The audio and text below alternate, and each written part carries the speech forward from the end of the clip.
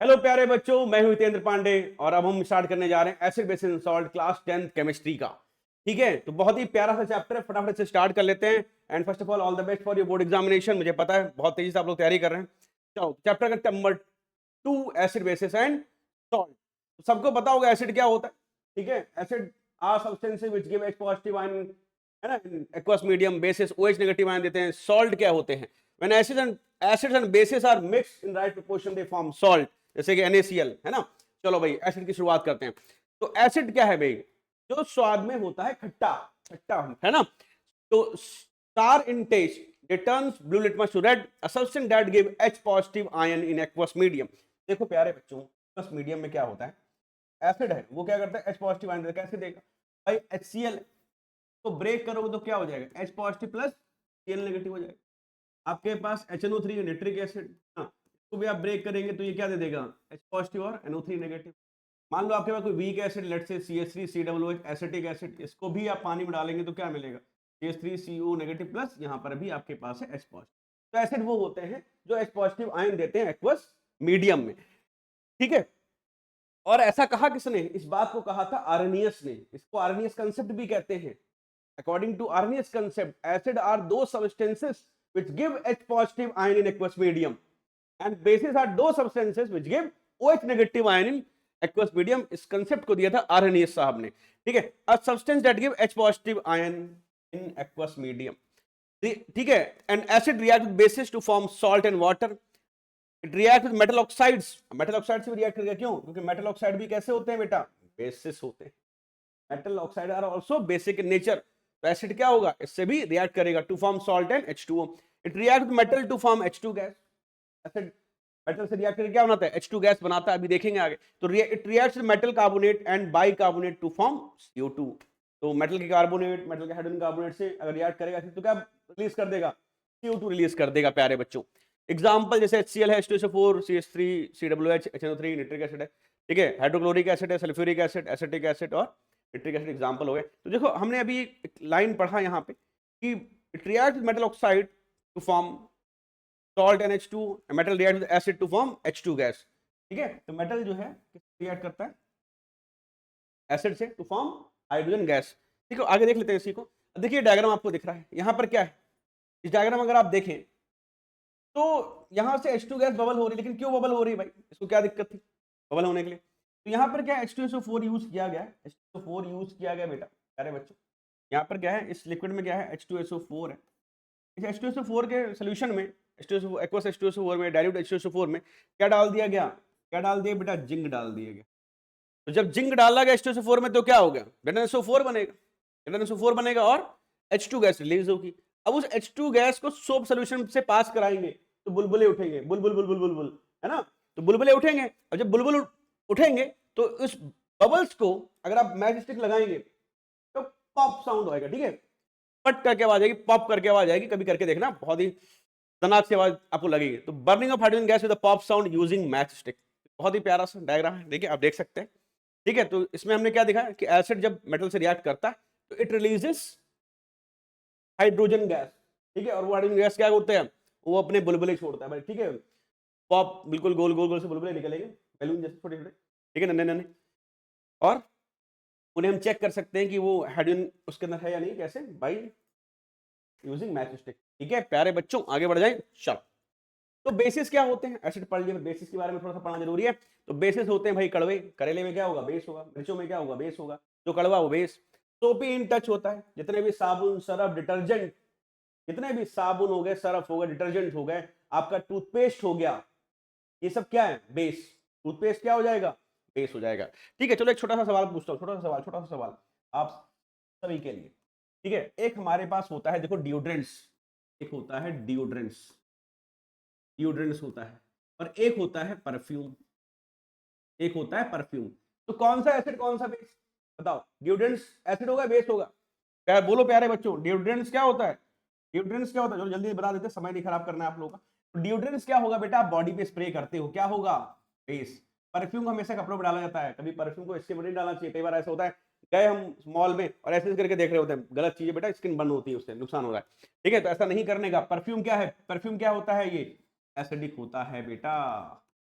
Acidic होता है, ध्यान रखो। डिओड्रेंट्स बेस होता है क्योंकि उसे इसलिए उसको बॉडी पे स्प्रे करते हैं। ये छोटी छोटी बातें, ठीक है, बड़े बड़े नंबर दिलाती हैं। फिर turns red litmus to blue, सबको पता है। The substance which produces OH negative ion, ये भी आर्नेस साहब ने बताया था, ठीक है। Bases are substances which produces OH negative ion in aqueous medium. इसलिए कुछ एग्जांपल अगर हमें देखना हो, कुछ एग्जांपल लगे हाथ तो देख लेते हैं। ये देख लेते हैं भाई, देखो NaOH, NaOH को ब्रेक करोगे तो क्या होगा, Na positive plus OH negative ion, ये क्या है, बेस है। कैल्शियम हाइड्रोक्साइड एक्वस मीडियम में डालो तो क्या हो जाएगा, ये 2 positive plus OH negative ion, है ना, ये ट्वाइस OH हो जाएगा। ऐसे मैग्नीशियम हाइड्रोक्साइड तोड़ लो, ठीक है। तो ये सारी बातें छोटी छोटी। तो आर्नेस के हिसाब से क्या है, बेसिस क्या होते हैं, are those substances which give OH negative ion in aqueous medium। ठीक है प्यारे बच्चों, आगे बढ़ते हैं। तो चूंकि आयन रिलीज कर रहा है तो इलेक्ट्रिसिटी कंडक्ट करेगा in aqueous form. Corrosive in nature, जैसे एसिड कोरोसिव होते हैं वैसे बेस भी कोरोसिव होते हैं। अंदर जितना हार्मफुल आपका HCl और H2SO हो रहा है ना, उतना ही हार्मफुल आपका NaOH का सोल्यूशन भी होगा। बहुत ही स्ट्रॉन्ग बेस है ना, जिसका बिल्कुल pH 14। आप ये समझ लो, अगर आपने इसके सोल्यूशन में उंगली डाल दी ना, हाथ डाल दिया, तो हड्डियां दिखा देगा। अगर आप अपने हाथ पे कंसंट्रेटेड NaOH सोल्यूशन गिरा लें तो बिलीव में आप टैप तक नहीं पहुंचेंगे और आपकी हड्डियां दिखना शुरू हो जाएंगी। इतना खतरनाक बेस है, तो इससे बच के रहना, ठीक है। लैब में आप कभी भी जाएं, एसिड और बेस से थोड़ा सा दूरी बनाएं, ठीक है, अगर इस्तेमाल करते हैं तो भी बहुत ही केयरफुली। तो कोरोसिव इन नेचर है, it react with some metals to form H2 gas, ठीक है, and react with non metal oxide to form salt and water. Example हमने यहाँ पे कोड कर लिए, NaOH, KOH, ammonium hydroxide, magnesium hydroxide, calcium hydroxide, calcium oxide, magnesium oxide, ये सब क्या है, ये सब अपने बेसिक के एग्जांपल से। प्यारे बच्चों फास्ट ट्रैक में चल रहे हैं क्योंकि बोर्ड के एग्जाम सामने खड़े हुए, ठीक है, जल्दी जल्दी पढ़ लो, लेकिन हाँ फिर भी कोई भी पॉइंट छूटेगा नहीं, कोई भी पॉइंट छूटेगा नहीं बेटा, ये बात ध्यान रखना। चलो आगे बढ़ते हैं। Common organic acids and there natural sources, ठीक है, ये छोटी छोटी बातें आपको पता होनी चाहिए। एसिटिक एसिड क्या है, फॉर्मूला क्या है, CH3COOH। कहां से मिलता है, विनेगर से मिलता है प्यारे बच्चों। कहां से मिलता है एसिटिक एसिड, कहां से मिलता है एसिटिक एसिड, विनेगर से मिलता है, ठीक है। सिट्रिक एसिड कहां से मिलता है, citrus fruit like lemons, oranges से मिल जाता है, ठीक है। सिट्रस फ्रूट कहां से मिल रहा है हमें, हमें ऑरेंजेस वगैरह से मिला, लेमन से मिल रहा है। लैक्टिक एसिड कहां से मिलेगा, खट्टे दूध से मिल जाएगा, है ना, कर्ड वगैरह जो हो गया, इससे मिल जाता है। टार्ट्रिक एसिड कैसे मिलेगा भाई, टार्ट्रिक एसिड कहां मिलता है, इमली में, इमली खट्टी, ग्रेप्स हो गए, है ना, अनराइप मैंगो जो कच्चे आम होते हैं, है ना, मजा आएगा खाने में। ऑक्सैलिक एसिड जो है, ठीक है, ये टमाटो से मिल जाता है, पालक से मिल जाता है, ठीक है। मिथेनोइक एसिड, है ना, ईटी काट ले आपको, वहां स्टिंग हो जाए, निटल प्लांट होता है, ठीक है, उसके स्टिंग से भी मिल जाता है। निटल स्टिंग नहीं करेगा भैया प्यारे बच्चों, ठीक है। मैलिक एसिड कहां से मिलेगा, आपको एप्पल से मिल जाता है, ग्रीन एप्पल से मिल जाता है, ठीक है। एस्कॉर्बिक एसिड जो कि क्या है, अपना विटामिन सी होता है, ध्यान रखो, एस्कॉर्बिक एसिड क्या होता है, विटामिन सी होता है। तो यहाँ भी अपने खट्टे फल लिख सकते हैं, आंवला हो गया, सिट्रस फ्रूट्स हो गए, ठीक है, टमाटो वगैरह सब में अपना एस्कॉर्बिक एसिड होता है, विटामिन सी होता है। फिर टैनिक एसिड, टैनिक एसिड क्या होता है, टी। टैनिक एसिड किसमें होता है बेटा, चाय में होता है। सब लोग चाय पीते हैं, ठीक है, सब लोग चाय पीते, उसमें क्या होता है, टैनिक एसिड होता है। कैफीन भी होता है, बट हाँ चाय में थोड़े बहुत एंटीऑक्सीडेंट्स भी हैं। तो चाय थोड़ी सी फायदेमंद पर नुकसान ज्यादा है, क्योंकि उसके अंदर क्या होता है, आपका एसिड होता है। फिर ब्यूट्रिक एसिड है बेटा, ब्यूट्रिक एसिड क्या होता है, रैंसिड बटर इसके अंदर, ठीक है। आगे बढ़ जाते हैं। तो अब हमें इंडिकेटर्स पता होने चाहिए। एसिड बेस तो पढ़ लिया, लेकिन उनको चेक कैसे करेंगे, whether the substance is acidic और बेसिक, है ना, how we will check whether the substance is acidic और बेसिक। तो यहाँ पे हमारे लिए कौन आ गए, इंडिकेटर्स आ गए, ये हमारी मदद करेंगे इस काम में। तो इंडिकेटर क्या होते हैं, they are the dye that changes colour when it is put into an acid और बेस। ये वो डाई है जिनको जब एसिड या बेस में डालेंगे तो क्या करेंगे, ये अपना कलर चेंज कर देंगे, रंग बदल के बता देंगे भैया देखो ये एसिड है या बेस है। फिनोप्थलीन को आप डालो बेस में, तुरंत पिंक हो जाता है कलरलेस से। तो ये सब एग्जांपल्स हैं, लिटमस ब्लू से रेड या रेड से ब्लू हो जा रहा है। तो देखो अब जो इंडिकेटर्स है ना, वो 3 तरीके के हमने बाइफरकेट किए, नेचुरल, सिंथेटिक और ऑल्फैक्टरी, ठीक है, नेचुरल, सिंथेटिक और ऑल्फैक्टरी। तो नेचुरल सबसे पहले पढ़ लेते हैं इस स्लाइड में, फिर अगली स्लाइड में पढ़ेंगे सिंथेटिक और ऑल्फैक्टरी को। तो नेचुरल में कौन कौन सा हमारे पास लिटमस है, जो कि ब्लू और रेड कलर में हमें मिलता है, एसिड में ब्लू से रेड हो जाता है, बेस में अपना वो, ठीक है, बेस में क्या दिखाएगा, बेस में क्या दिखाएगा भाई, ब्लू हो जाएगा, बेस में ब्लू होता है ना। बेस में क्या हो जाता है, लिटमस भाई प्यारे बच्चों, लिटमस बेस में क्या हो जाएगा, एक मिनट, ठीक है। बेस में लिटमस क्या हो जाता है? लिटमस हो जाता है बेस, और ये ब्लू टू ब्लू ही रहेगा भाई, ठीक है। रेड टू भी ब्लू हो जाएगा, रेड है तो भी क्या हो जाएगा, ठीक है। तो बेस में ब्लू से ब्लू और रेड से ब्लू होता है, बेस में लिटमस क्या हो जाएगा, ब्लू कलर देता है। टर्मरिक येलो कलर देता है। टर्मरिक क्या देगा? टर्मरिक, सॉरी, टर्मरिक तो येलो कलर का होता है, एसिड में येलो ही रहेगा, लेकिन बेस में क्या होगा, रेड या ब्राउन हो जाता है। चाइना रोज, ठीक है, लाइट पिंक कलर के होते हैं। एसिड में डार्क पिंक मिलता है, ठीक है, लाइट से डार्क हो जाता है एसिड में, और बेस में क्या हो जाएगा, ग्रीन हो जाएगा, हरा हो जाएगा बेटा। रेड कैबेज जो लीव्स है वो लाल होती है कलर में, ठीक है, एसिड में तो रेड ही रहेंगे, लेकिन बेस में क्या हो जाएंगी, ग्रीन हो जाती हैं। ये बहुत एग्जाम मतलब इंपॉर्टेंट डेटा है जो हमें याद कर लेना है, दो बार 3 बार प्रैक्टिस कर लेंगे। फिर आते हैं सिंथेटिक और ऑल्फैक्टरी। सिंथेटिक में जैसे भाई फिनोप्थिलीन है, मिथाइल ऑरेंज, ये सब हम पढ़ेंगे। तो सिंथेटिक में क्या क्या होगा बेटा, मिथाइल ऑरेंज जो कि ऑरेंज कलर का है, एसिड में रेड हो जाएगा, बेस में येलो हो जाएगा। एसिड में रेड हो जाएगा, बेस में क्या हो जाएगा प्यारे बच्चों, रेड, सॉरी, एसिड में रेड और बेस में क्या हो जाएगा, येलो हो जाएगा। इसको इस तरह से याद करो।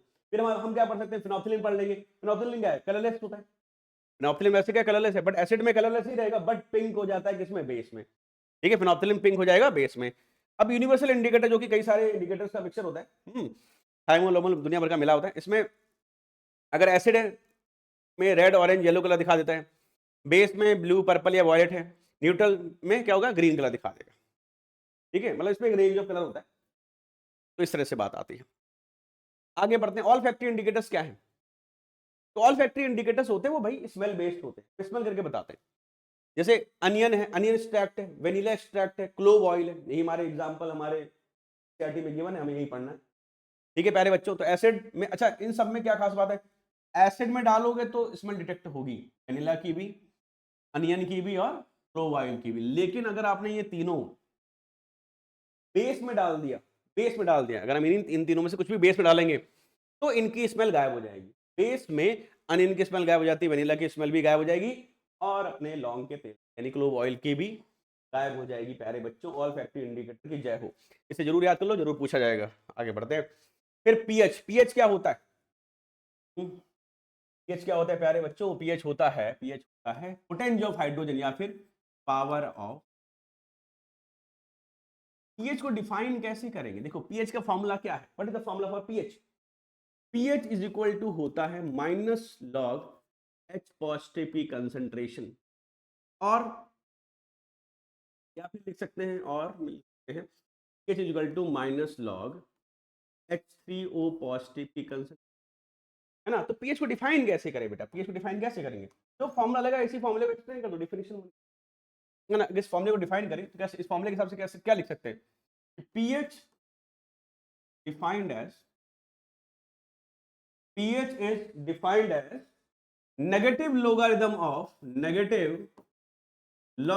of हाइड्रोजन आयन कंसंट्रेशन और हाइड्रोनियम आयन कंसंट्रेशन। प्यारे बच्चों, तो pH is defined as negative logarithm of H positive और H3O पॉजिटिव आयन कंसंट्रेशन, ठीक है प्यारे बच्चों, यही है इसमें। तो pH is defined as negative logarithm of H positive और H3O पॉजिटिव आयन कंसंट्रेशन। ये छोटा सा pH स्केल बनाने का मैंने प्रयास किया है, जो एनसीईआरटी में डेटा वो मैंने कोट कर दिया। एनसीईआरटी इज बाइबल, जो उसने वहां बताया वो पूछ सकता है। गैस्ट्रिक जूस का pH 1.2 के आसपास होता है, लेमन जूस का pH 2.2 है ना। प्योर वाटर का तो आपको पता है 7 ही होता है, लेकिन हाँ ब्लड का pH इसी कॉलम में लिखा है क्योंकि 7.4 के आसपास होता है अप्रोक्सीमेटली।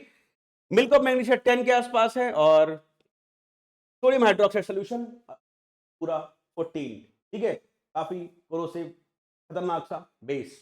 तो ये सारा डेटा है, याद कर लो। पीएच है, हमारी जो बॉडी है वो भी एक पीएच रेंज पे काम करती है, 7 से 7 to 8, है ना।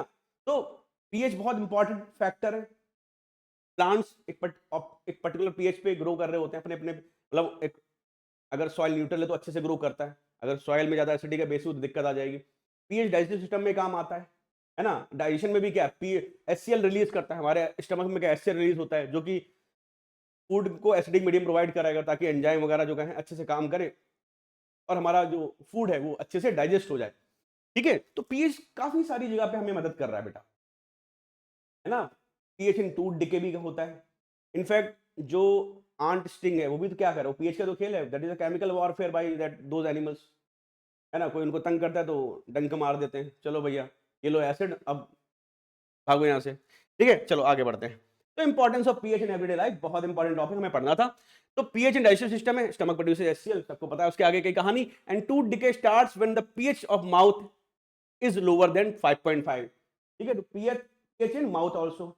ठीक है, तो अगर ज्यादा कुछ चॉकलेट वगैरह खा लिया आप लोगों ने और आपको लगता है पीएच गड़बड़ हो रहा है, तो you can use toothpaste and all, है ना। जिससे डॉक्टर्स कहते हैं 2 बार ब्रश करो, ताकि शाम को खाने के बाद ब्रश जरूर करना चाहिए बेटा, दैट आपका जो टीथ है की हेल्थ अच्छी बनी रहे। तो using toothpaste which are generally basic for cleaning the teeth can neutralise the excess acid and prevent tooth decay. तो अगर दांत को 60-70 साल 80 साल तक रखना है बढ़िया से, तो बेटा 2-2 बार ब्रश करना शुरू कर दो। ठीक है, our body work well with in a narrow range of pH 7 to 7.0 to 7.8, है ना। आगे की कहानी, many animals and plant protect themselves from their enemies by injecting painful and irritating acid और बेसिस, है ना, into their skin. Most of the plant grow best when the pH of the soil is close to 7। ये कुछ मतलब point जो उनके conclusion लिख दिए, एनसीईआरटी में सबको अच्छे से दिया हुआ है। ठीक है, उनका जो कंक्लूजन था मैंने यहाँ पे नोट कर दिया बेटा। फिर सॉल्ट को हमें पढ़ना है। सॉल्ट क्या है, जब एसिड और बेस को मिलाया जाता है they form salt and water. प्यारे बच्चों, the substance produce as a result of neutralisation reaction, तो एसिड बेस की रिएक्शन को क्या बोलते हैं, न्यूट्रलाइजेशन बोलते हैं। ठीक है, acid plus base gives salt plus water. तो थोड़ा सा डेटा लेकर आए, फैमिली ऑफ सॉल्ट, कौन कौन सी सॉल्ट की फैमिलीज हैं। जैसे सॉल्ट कौन कौन से सॉल्ट होते हैं, क्लोराइड्स होते हैं जो HCl के सॉल्ट हैं, सल्फेट्स होते हैं जो H2SO4 से बने होंगे, नाइट्रेट्स जो HNO3 से बने होंगे, कार्बोनेट्स जो हाइड्रोजन कार्बोनेट से बने हुए होंगे ना, एसिटेट्स जो एसिटिक एसिड के सॉल्ट है, सोडियम मिला दिया, कुछ मिला दिया, है ना। तो ये फैमिलीज हो गई सॉल्ट की, क्लोराइड्स वाले, सल्फेट वाले सॉल्ट हो गए, नाइट्रेट सॉल्ट वाले सॉल्ट, कार्बोनेट वाले सॉल्ट, है ना। ऐसे आगे बढ़ते हैं। तो पीएच ऑफ सॉल्ट सोल्यूशन, अब सॉल्ट के ना, सॉल्ट के देखो जनरली तो हम सोचते हैं, हमें पता है कि भाई सॉल्ट न्यूट्रल होते हैं, बट ऐसा नहीं है। सॉल्ट 2 चीजों से बना है, एक एसिड और बेस। कौन सा एसिड और कौन सा बेस यूज हुआ, उसके हिसाब से सॉल्ट का पीएच डिसाइड होगा बेटा। तो देखो, though the aqueous solution of many salt are neutral, but some salt produces acidic और basic solution when dissolved in water, dissolve in water. तो क्या होगा, अब देखो उसमें हमें कुछ टाइप ऑफ सॉल्ट पढ़ने, हो सकता है द सॉल्ट जो बना है हमारा वो strong acid plus strong base का बना हो, स्ट्रॉन्ग एसिड और स्ट्रॉन्ग बेस का बनाओ, तो ठीक है पीएच लगभग 7 रहेगा फिर उस केस में। जैसे example NaCl, K2SO4, KCl, KNO3, Na2SO4। ये डेटा इंपॉर्टेंट है आपके ऑब्जेक्टिव टाइप क्वेश्चंस के लिए बेटा, है ना। ये कॉम्पिटेंसी बेस में आ सकते हैं ऐसे question. The salt of strong acid and weak base, अब एसिड तो स्ट्रॉन्ग है बट उसका बेसिक पार्ट वीक है भाई, ऑब्वियसली जो सॉल्ट रिजल्ट बनेगा, जो सॉल्ट बनेगा, रिजल्टिंग सॉल्ट बनेगा, वो कैसा होगा, थोड़ा एसिडिक नेचर का होगा, है ना। जैसे example NH4Cl, copper sulphate, CSO4, ZnSO4, ammonium sulphate, ये सब क्या है, थोड़े एसिडिक सॉल्ट हो गए, है ना। इनको जब पानी में घोलोगे तो सोल्यूशन जो होगा थोड़ा सा कैसा होगा बेटा, एसिडिक होगा। प्यारे बच्चों ध्यान से पढ़ो, the salt of weak acid plus strong base. तो वीक एसिड स्ट्रॉन्ग बेस, तो जो रिजल्टिंग सॉल्ट बनेगा कैसा होगा, थोड़ा बेसिक कलर, बेसिक नेचर का होगा। तो salt of nature of salt कैसा हो जाएगा, बेसिक, यानी पीएच क्या होगा, बड़ा होगा, 7 से बड़ा हो जाएगा। ठीक है, तो NaCO3 basic salt, Na2CO3 basic salt है, CH3COONA बेसिक सॉल्ट है, पोटेशियम कार्बोनेट बेसिक सॉल्ट है, KHCO3 पोटेशियम हाइड्रोजन कार्बोनेट भी बेसिक सॉल्ट है बेटा। फिर salt of weak acid and weak base, दोनों ही वीक हो, दोनों ही वीक हो, तो इसका जो मतलब नेचर है वो थोड़ा जनरली न्यूट्रल होगा, तो कई बार हो सकता है एसिडिक बेसिक दिख जाए। तो it depends on the extent of hydrolysis, क्योंकि भाई दोनों ही वीक है, कोई भी प्रॉपर तो ब्रेक हो नहीं रहा अपने आयंस में। ठीक है, तो यहाँ पे मतलब नेचर थोड़ा डाइसी रहेगा। ठीक है, बट जनरली हम कह सकते हैं कि हाँ न्यूट्रल है। ठीक है, आगे बढ़ते हैं। सोडियम क्लोराइड क्या है ना, नमक, है ना, रॉक सॉल्ट, जो हम नमक खाते हैं, जो हमारा टेबल सॉल्ट है, वो क्या है बेटा, सोडियम क्लोराइड है। तो NaCl prepared by evaporation of sea water, समुद्र से मिलता है। यूजेस क्या है NaCl का, भाई हम खाते तो हैं ही, सब्जी में तो डाल ही रहे हैं, बाकी चीजों में, खाने में। Use in manufacture of NaOH, Na2CO3, NaSCO3, HCl, H2 gas, Cl2 gas and sodium metal. तो ये सब बनाने में सोडियम क्लोराइड का इस्तेमाल किया जाता है। और सोडियम क्लोराइड से जो बने हुए जितने सॉल्ट हैं वो हमें आगे पढ़ने हैं अभी। देखो, तो केमिकल्स फ्रॉम NaCl से क्या क्या बना, वो सब हमें थोड़ा थोड़ा पढ़ना भी है। तो पहला जो सॉल्ट है वो जो ठीक है वो है सोडियम हाइड्रोक्साइड, मतलब NaCl से जो बनने वाला, जो NaCl सॉल्ट से आगे जो हमें केमिकल्स बने, उसमें सबसे पहले हमें क्या पढ़ना है, बेस पढ़ना है सोडियम हाइड्रोक्साइड। सोडियम हाइड्रोक्साइड को क्या बोलते हैं? क्या है ये सोडियम? होता है NaOH। क्या होता है? Na। इंडस्ट्री में है, सोप इंडस्ट्री में इसको लाई बोलते हैं, LYE, है ना। वैसे हम इसको ये भी लिख सकते हैं, कास्टिक सोडा भी लिख सकते हैं, कास्टिक सोडा। NaOH क्या होता है बेटा प्यारे बच्चों? कास्टिक सोडा भी कहलाता है ये, ठीक है। It is produced by electrolysis of aqueous NaCl, ठीक है। अब NaCl और H2O, जिसको हम क्या बोलते हैं? Brine solution. अरे बच्चों, हम बोलते हैं ब्राइन सोल्यूशन, ठीक है। नमक, पानी वाला नमक को हम क्या बोलते हैं? ब्राइन सोल्यूशन बोलते हैं। और जब इसमें इलेक्ट्रिसिटी पास करेंगे, से जब हम क्या पास करेंगे? इलेक्ट्रिसिटी पास कर देंगे, तो हमें क्या मिलेगा? ट्वाइस NaOH, Cl2 और H2। ट्वाइस NaOH मिलेगा, Cl2 और H2 मिलेगा। इस प्रोसेस को हम लोग बोलते हैं क्लोर एल्कली प्रोसेस। क्या बोलते हैं? क्लोर एल्कली प्रोसेस। क्लोरीन, क्लोर एल्कली क्यों बोल रहे हैं? क्योंकि हमें क्लोरीन मिला है और हमें ये क्या है? एल्कली मिला है। क्लोर एल्कली का मतलब क्या है? क्लोर एल्कली प्रोसेस। क्लोर एल्कली प्रोसेस क्यों कह रहे हैं? क्योंकि हमें क्लोरीन मिला है और हमें क्या मिला बेटा? एल्कली मिला है। अब ये जो H2 मिला यहाँ पर और Cl2 मिला, ये पता होना चाहिए ये कहाँ कहाँ मिला। Cl2 कहाँ मिलेगा? Cl2 हमें कहाँ मिलेगा? एनोड पे बेटा। कोशिश करोगे वहां कैथोड एनोड बनेगा, तो Cl2 कहाँ मिलेगा? एनोड पे मिलेगा। H2 कहाँ मिलेगा? H2 कहाँ मिलेगा बेटा? कैथोड पे मिलेगा। H2 कहाँ मिलेगा? कैथोड पे। ये बिल्कुल 100% याद कर लो, ये पक्का पक्का पूछा जा सकता है, ठीक है, एग्जाम में। ये डेटा बहुत काम का है। फिर हमें पढ़ना है bleaching powder. Bleaching powder is prepared when Cl2 gas is passed into dry slaked lime. तो ये अपना स्लेक्ट लाइम है ना, कैल्शियम हाइड्रोक्साइड, इसमें क्लोरीन गैस पास करो, क्या बनेगा? Calcium oxychloride. तो ब्लीचिंग पाउडर का फॉर्मूला क्या है? CaOCl2, है ना। कैल्शियम, अरे बच्चों, कैल्शियम ऑक्सीक्लोराइड। बहुत ही प्यारा चैप्टर है, छोटा सा चैप्टर है, फटाफट अभी हो जाएगा, देखना। तो bleaching powder is prepared when Cl2 gas is pass into dry slaked lime, ठीक है। तो on reaction with water, bleaching powder liberates nascent oxygen, है ना, इस तरह का ऑक्सीजन निकलता है O, which acts as bleaching agent. तो नेसेंट ऑक्सीजन की वजह से ही हमारे ब्लीचिंग प्रॉपर्टी होती है। ब्लीच का मतलब होता है रंगहीन कर देना, है ना। किसी भी चीज को कलरलेस कर देना क्या हो जाता है? किसी भी चीज को कलरलेस करना क्या हो जाता है? किसी भी चीज को कलरलेस करना क्या हो जाता है बेटा? तो हम कहते हैं ब्लीच करना, है ना। तो ये रहा अपना ब्लीचिंग पाउडर का कमाल। आगे बढ़ते हैं। Uses of bleaching powder, use as an anti acid, use in baking powder, use in soda acid, fire extinguisher, ठीक है। तो ये अपने क्या है? ब्लीचिंग पाउडर के कुछ अपने क्या है? यूजेस हैं। ब्लीचिंग पाउडर के क्या हो गए भाई? कुछ यूजेस हो गए। फटाक से आगे बढ़ जाते हैं। तो बेकिंग सोडा।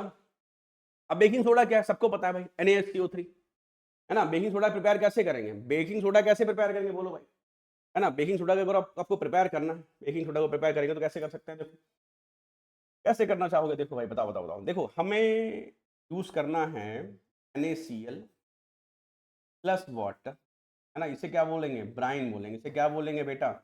इसे बोलेंगे ब्राइन, ठीक है। इसे क्या बोलेंगे? ब्राइन सोल्यूशन बोलेंगे। फिर हम इसमें ऐड करेंगे CO2, फिर हम इसमें ऐड करेंगे अमोनिया। इसमें क्या करेंगे? अमोनिया, ठीक है। और तो हमें क्या मिल जाएगा प्यारे बच्चों? हमें मिलेगा NH4Cl प्लस NaH। हमारा क्या है? Sodium hydrogen carbonate, hydrogen carbonate प्यारे बच्चों, इसी को सोडियम बाई कार्बोनेट भी कहते हैं। और sodium hydrogen carbonate on heating liberate CO2 gas which makes the cake fluffy. समझ रहे हो? इस क्योंकि भाई बेकिंग सोडा है, इसमें थोड़ा सा टार्ट्रिक एसिड मिलाते हैं, पिंच ऑफ टार्ट्रिक एसिड मिला दे तो वो एडिबल हो जाता है ना, बेकिंग पाउडर बन जाता है। मिक्सचर ऑफ NaCO3 प्लस थोड़ा सा टार्ट्रिक एसिड डालते हैं, बहुत ही पिंच डालते हैं उसका, मतलब थोड़ा सा चुटकी भर, ठीक है। तो ये आपके केक में क्या कर रहा है? CO2 गैस लिबरेट कर देगा और आपके केक को क्या बना देगा? फ्लफी बना देगा। जो भटूरे वगैरह बनते हैं, है ना, क्रिस्पी, वो सब कैसे बन रहा है? इसी से बन रहा है। यूजेस क्या है? Used as an anti acid, used in baking powder, ठीक है। यूज्ड एज बेकिंग पाउडर भी है, यूज्ड इन बेकिंग पाउडर तो इसी से बनाया जा रहा है। Used in soda acid fire extinguisher, used in soda acid fire extinguisher, ठीक है। तो फटाफट से इसका स्लाइड ले लीजिए बेटा, फटाफट से आपको क्या करना है? फटाफट से इसको देख लो, ठीक है। चलो आगे बढ़ते हैं। फिर वॉशिंग सोडा क्या होता है? तो वॉशिंग सोडा देखो कैसे बने। देखो अभी आपने बनाया ना, सॉल्वे प्रोसेस आपने इस्तेमाल किया, इसे सॉल्वे प्रोसेस भी बनाने की प्रोसेस क्या बोलते हैं? सॉल्वे प्रोसेस भी बोलते हैं, ठीक है, सॉल्वे प्रोसेस बोलते हैं। अब देखो यहाँ पे क्या है? जैसे आपने यूज किया NaCl प्लस वाटर, है ना, NaCl प्लस वाटर यूज किया, ये क्या हो गया ब्राइन सोल्यूशन, प्लस आपने डाला CO2 प्लस आपने क्या डाला H2, ठीक है, सॉरी इसमें क्या डालें, एक मिनट बेटा एक मिनट, इसमें क्या डालेंगे, डालेंगे अमोनिया, क्या डालेंगे, अमोनिया डाल देंगे।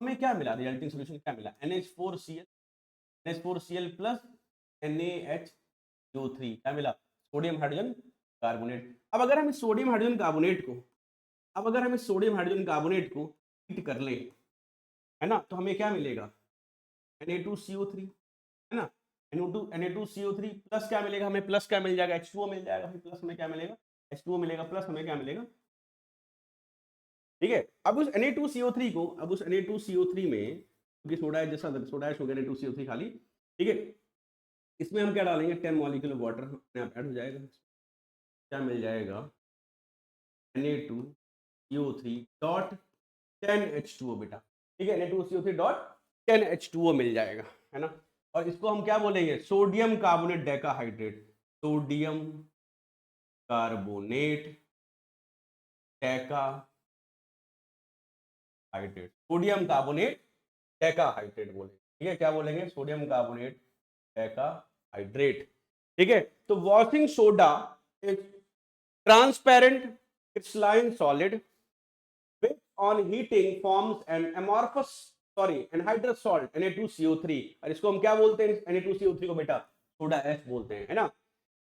एंड इसका यूज क्या है, use as cleaning agent to remove permanent hardness, to remove, ठीक है, to remove permanent hardness of water in and in preparation of borax also. अच्छा एक टर्म मैंने यहाँ पे लिख रखा है फ्लोरोसेंस, क्या होता है जब हम वॉशिंग सोडा को खुला छोड़ देते हैं, it loses 9 molecule of water crystallisation, है ना, इस 10 में से 9 मॉलिक्यूल उड़ जाते हैं, तो पानी की मॉलिक्यूल का उड़ना कहलाता है एफ्लोरोसेंस, है ना। ये जो अब बचता क्या है, Na2CO3.H2O बस, हाँ उसको और फर्दर हीट कर दोगे तो सिर्फ बचेगा Na2CO3, इसको बोलेंगे सोडा एश, ठीक है। तो फटाफट से भाई इस स्लाइड कॉपी कर लो, ठीक है, स्क्रीनशॉट ले लो, जैसे मर्जी करना है कर लो, बस निपटा दो भाई फटाफट। और साथ साथ में मैं तो ये कहूंगा कि पढ़ते चलो बेटा, जो बच्चा इतना पढ़ेगा उतने अच्छे उसके नंबर आएंगे, ये बात आप मान के चलो, ठीक है, ये बात आप मान के चलो बेटा। चलो आगे बढ़ते हैं, आगे बढ़ते हैं, आगे बढ़ जाते हैं, ठीक है, वॉशिंग सोडा हो गया, वॉशिंग सोडा हो गया, वॉशिंग सोडा हो गया, वॉशिंग सोडा हो गया। अच्छा ये जो एक minute, uses of bleaching powder बिल्कुल भी नहीं है बेटा, मुझे लग रहा है पाउडर यूज नहीं है, इसे हटा दो यहाँ से, ये ब्लीचिंग साइड थोड़ा मुझे लग रहा है इधर की उधर हो गई है, ठीक है। Antacid using baking powder using soda acid fire extinguisher, ये किसका हो सकता है बताओ प्यारे बच्चों, चलो खुद से बताओ किसका होगा, ये किसके यूज लिख दिए यहाँ पे, ठीक है, वो स्लाइड थोड़ी इधर की उधर हुई है, तो ये जो यूज किसका लिख दिया मैंने यहाँ पे, बेकिंग सोडा लिख दिया भाई, ये बेकिंग सोडा का यूज है, ठीक है, बेकिंग सोडा का यूज होता है भैया, ये बेकिंग सोडा का use, baking soda, use of baking soda है, ये यूज ऑफ क्या है, बेकिंग, तो माय बैड, ये जल्दी जल्दी में हुआ है शायद, ठीक है। अगर मुझे यूजेस लिखना हो ब्लीचिंग पाउडर का, अच्छा आगे पीछे हुए स्लाइड, ठीक है, तो यूज लिखना हो ब्लीचिंग पाउडर का, ठीक है, यहीं पे यूज लिख देता हूँ, इसका यूज यहीं लिख देते हैं, ठीक है, यूज यहाँ लिख देते हैं, ये है डिसइंफेक्टेंट, डिसइंफेक्टेंट के रूप में यूज होता है भाई, ठीक है, ब्लीचिंग पाउडर जो है डिसइंफेक्टेंट के रूप में यूज हो जाएगा बड़े आराम से, ठीक है। और बताओ कहाँ यूज हो सकता है, ठीक है, मैन्युफैक्चर ऑफ क्लोरोफॉर्म यूज हो, क्लोरोफॉर्म बना सकते हैं, ठीक है, और ऑक्सीडाइजिंग एजेंट के रूप में भी यूज होता है, बात समझ आ रहा है, तो डिसइंफेक्टेंट है, क्लोरोफॉर्म बनाने के भी काम आता है, और ठीक है, used in making of chloroform,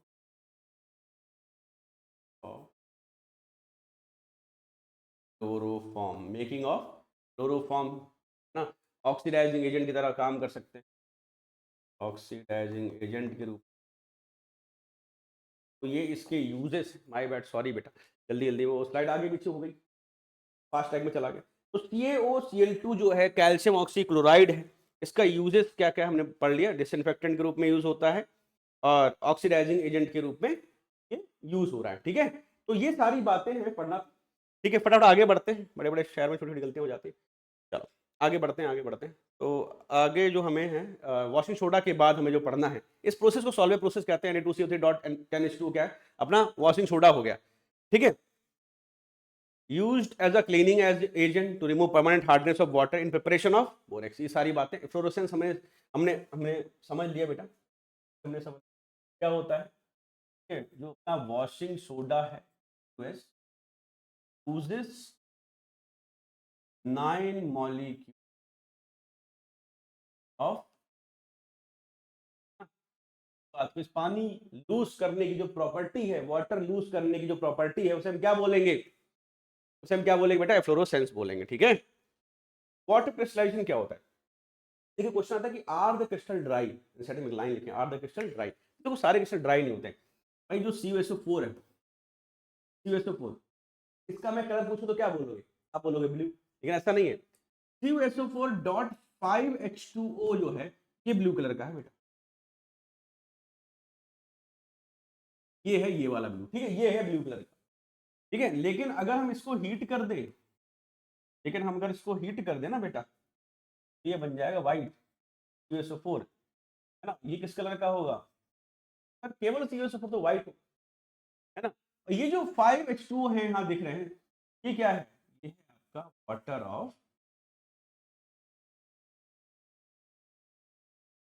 crystallisation. आपका आपने देखा Na2CO3.10H2O, Na2CO3.10H2O क्या है, 10H2O क्या है, वाटर क्रिस्टलाइजेशन है ना। FeSO4.7H2O ग्रीन विट्रॉल, पैरासल्फेट वाला, तो वहां पे भी क्या है, 7H2O क्या है, वाटर है। यहाँ पे 5H2O क्या है, वाटर ऑफ क्रिस्टलाइजेशन है, ठीक है। ये वाटर ऑफ क्रिस्टलाइजेशन होते हैं। एक्चुअली क्रिस्टल पूरी तरह से सूखा नहीं था, पूरी तरह से ड्राई नहीं होता है, उसमें कुछ मॉलिक्यूल ऑफ वाटर अटैच्ड होते हैं, ठीक है प्यारे बच्चों। और फिर वाटर कैसे होता है, कई बार कलर भी इतना बदलता है, ठीक है। ब्लू जो कॉपर सल्फेट हमें दिखता है, डब्बा डब्बा जब आप खोलोगे कॉपर सल्फेट का लैब में, तो CuSO4 क्या है, ब्लू दिखेगा, ठीक है। लेकिन आगे जब उसे हीट करेंगे ना, तो आपको फिर व्हाइट कलर का दिखने लगता है। फटाफट से आगे बढ़ जाते हैं। Plaster of Paris last topic है अपना, CuSO4.2H2O है ना। ये क्या है, जिप्सम, ये क्या है प्यारे बच्चों, ये अपना जिप्सम है। और जिप्सम को जब हम हीट करेंगे 373 केल्विन पे, तो बन जाता है CuSO4.5H, तो इसको बोलते हैं प्लास्टर ऑफ पेरिस, ठीक है। केमिकल नेम क्या है इसका, CuSO4.5H2 का केमिकल नेम क्या होगा प्यारे बच्चों, बताइए। ये हो जाता है कैल्शियम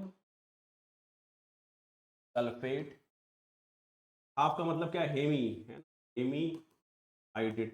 एक बात बताओ यार, वाटर मॉलिक्यूल को लड्डू है, बताइए, वाटर मॉलिक्यूल को लड्डू है कि आधा राम को दे देते आधा श्याम को दे देते, बोलो भाई, या आधा आराध्या को दे दे आधा जिया को दे दे, ऐसे तो पॉसिबल है नहीं। तो फिर हम यहाँ पे हाफ लिख क्यों रहे, तो बेटा हाफ लिखने का मतलब ये है, एक्चुअली एक वाटर का मॉलिक्यूल दो CuSO4 के साथ शेयर हो जाता है ना।